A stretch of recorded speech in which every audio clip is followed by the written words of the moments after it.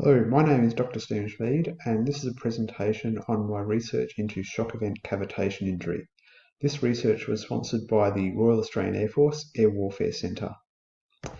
I am an engineer with 27 years of experience in both the Australian Army and in defence industry and consulting. My specialty is computational fluid dynamic modelling.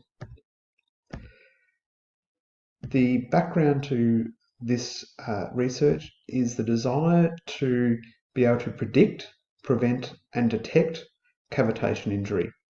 And I did this by utilising a full body digital twin, designing advanced body armours, helmet, and exposure limits. And we will come up with an idea of machine learning image recognition software to be able to help detect cavitation injury within the body and utilising pressure sensors. Now, cavitation occurs in the body when a high pressure shock wave generated from either blast, bullet, blunt force, or weapon system overpressure passes through the body. Behind that high pressure wave, a low pressure forms where the body will boil and form a cloud of cavitation bubbles. These bubbles subsequently collapse as the pressure returns to normal after the shockwave passes. This phenomenon was observed during testing of small arms by the Joint Proof and Experimental Unit by my colleague Lieutenant Colonel Matthew Brooks. In the left-hand image, you can see the bullet entering the ballistic skeleton, indicated by the yellow arrow, and in front of it, caused by the shockwave, is a cloud of cavitation bubbles, indicated by the red arrow. In this video of that testing, you can see the bullet enter at the right, the shockwave pass through, and the cavitation bubbling occur both above and in front of the round.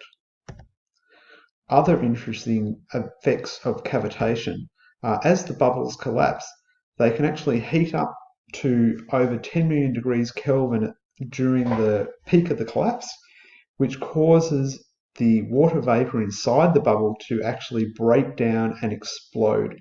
And here you can see, slowed down a millionfold, the bubble collapsing and actually throwing light out. Also, the bubble rebounds and can go through a cycle of collapse and expansion.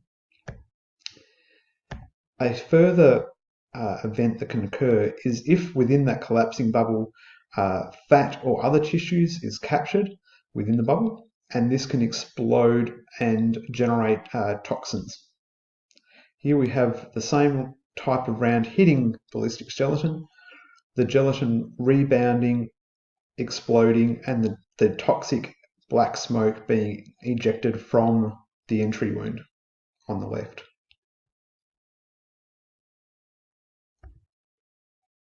In nature, cavitation actually used as a weapon by a small 25mm long pistol shrimp, which has a specially designed claw that generates one of these collapsing cavitation bubbles, which sonoluminesces, and the shockwave can kill prey at over a metre. This can be seen on the video at the link below. Now, in the human body, international researchers have found that cavitation injury may be linked to neurodegenerative disorders, and that nerve and other damage can occur remote from the entry site, as we saw within the small arms testing, as the shockwave reflects within the body. Potential cavitation injury hazards are concussion events, blunt force, small arms, blast, weapon system overpressures, such as from sniper rifles and shoulder launch weapons, and up to and including artillery weapons, and electromagnetic pulses. The US military has identified this and even conducted a series of postmortems on soldiers' brains who have been exposed to blast or concussion, and have actually found a type of brain injury where protein is built up around the scar tissue. And the US Army actually screens anyone caught within 50 metres of a blast. The international research community came together at our first international symposium into traumatic brain injury and how to protect it, funded by the United States Office of Naval Research and held in Texas last year. The aim is actually hold this conference every 1 to 2 years. And we had participation from military, industry and academia, with our findings available at the link below. And you can see me sitting in the front row. So the program of research that I've conducted includes empirical modelling, so empirical mathematical equations and numerical modelling. For these models, I validated against previous research done by the US Navy, and here in the images you can see the experimental result on the top and my prediction on the bottom, and the bubbles are predicted in the same locations as the experimental testing. From this, it was also found, both experimentally and numerically, that human tissue, like ballistic gelatin, acts as a non-Newtonian. So it actually gets stiffer as it's hit by the shock wave, which, interestingly, actually makes cavitation events worse. I also modelled the small arms that you saw in the earlier videos, both with and without spin, and the models behaved effectively the same as the real-world testing, with the shock waves predicted as shown in the image below. And in the human body, I wanted to determine whether body armour will protect the human body from cavitation. So modelling a human torso, I determined that the lowest pressure required to cause cavitation to occur in the body was 30 megapascals, which is equivalent to a sledgehammer blow.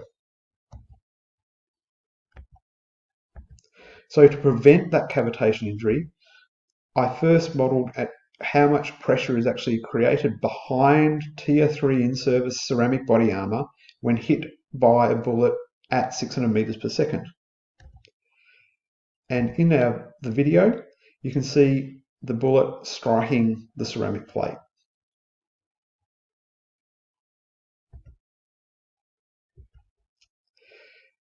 This event I then modelled numerically to determine the peak pressure that would occur behind the plate. And in fact, the back of armour pressure was 101 megapascals, which was above that sledgehammer type blow of 30 megapascals. So behind the body armour, one would still have cavitation occurring within the torso. How to protect this? Well, I determined that you could use a fluid-filled bladder that would burst at below that 30 megapascal sledgehammer blow. Now, bullets are designed to actually fragment as it hits the body, so imparting its energy onto the body rather than just passing through.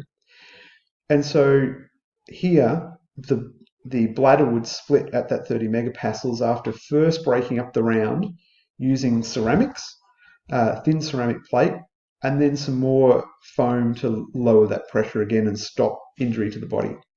Interestingly, for the same size armour plate of about the same thickness, I got a 40% weight saving.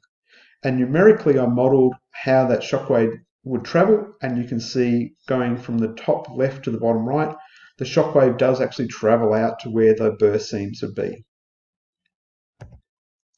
And here's my mock-up of an in-service plate, a solid plate versus the layered advanced body armours. So predict it. I generated a full body model with different internal features with that non-Newtonian behaviour.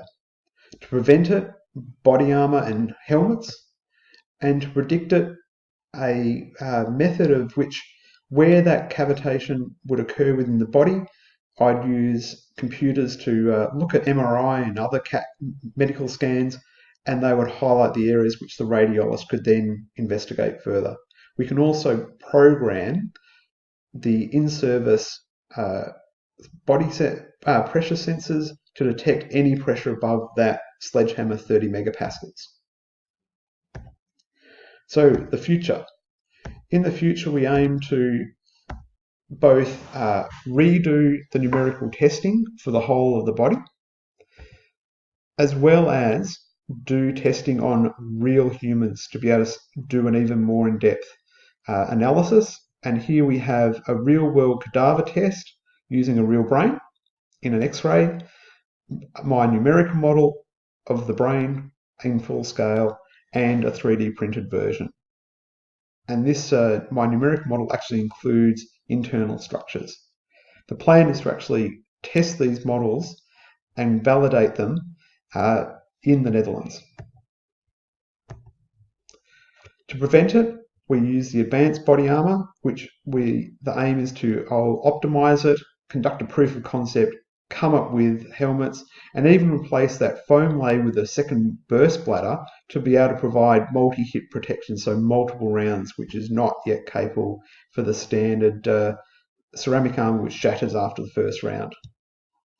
And also to determine exposure limits for both blast weapon systems, so potentially having to use remote weapon stations for artillery and the like, and also concussion, including return to play advice.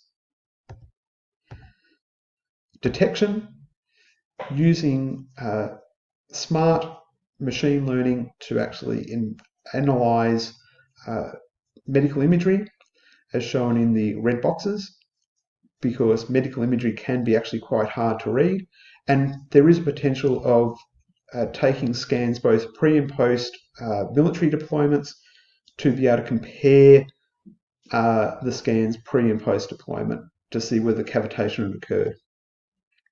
And finally, recalibrating those sensors for any pressure above 30 megapascals, which may indicate that the soldier has experienced a cavitation event. And finally, utilising the numerical model to be able to analyse weapon system lethality and risk assessments, and potentially even increasing lethality of weapon systems, utilising cavitation as a damaging effect, and developing survivability tables, so knowing what the risk is within certain ranges for blast, small arms and blunt first, and providing return to play guidance, so when the soldier may safely return to the battlefield. And the implications, this type of cavitation's concussion mechanism, as well as soldier survivability, has been recognised within the US, but without actually knowing what the mechanism linking the blast pressure waves to the human body damage. Therefore, it may be suggested that cavitation injury may be the answer. And this is the team that is taking forward the research. So thank you for listening to this presentation. And in summary, the benefits are that we will have an ability to predict cavitation injury whilst providing command guidance and lethality modelling, preventing cavitation injury occurring through advanced body armour, helmets and exposure limits, and detection using image recognition software and pressure sensors. Thank you very much. Please contact me for further details.